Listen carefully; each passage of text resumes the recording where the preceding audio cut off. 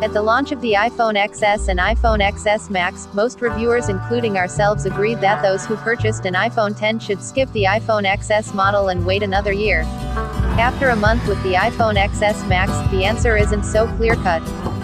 The iPhone XS feels as premium as ever with its stainless steel and glass construction, but being a fan of gold, I really like Apple's new color option. I spent a year with a space gray iPhone X and I noticed small scratches on the band after only a few days, but the new gold band is holding up incredibly well.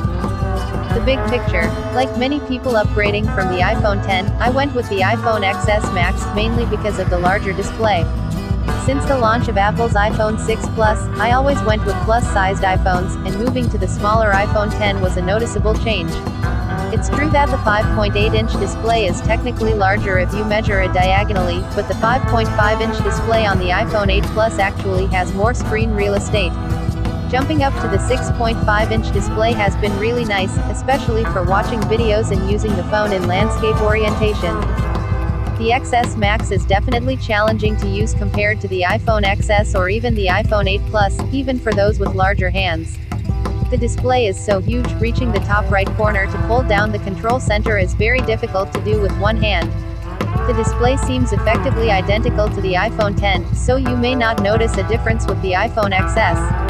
Apple did make significant improvements to the display technology in its newest releases, leading DisplayMate to give the iPhone XS Max their Best Smartphone Display Award because it matched or broke records in 8 different categories. In real-world usage, you probably won't notice the difference, since the iPhone X already has a great display.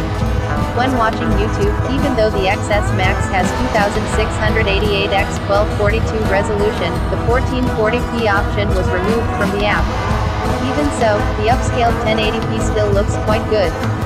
Scratches and signal. Apple did mention it had used stronger glass, which considering the number of drop tests performed online is quite believable, but unfortunately it still scratches just as easily as before. After only a few days, a couple of inch-long scratches were easy to spot. Pretty disappointing. Apple touted cellular connectivity improvements, but there's little visible difference in speed, though this could easily be influenced by the carrier's networks. There are a few places in town where coverage is less than ideal, but again there isn't any real difference in these areas, which is a bummer. This will of course vary based on your city and carrier, and there are some speed tests out there showing some huge improvements, but it seems that Android flagships still perform better. Performance. Apple newest models include the Beastly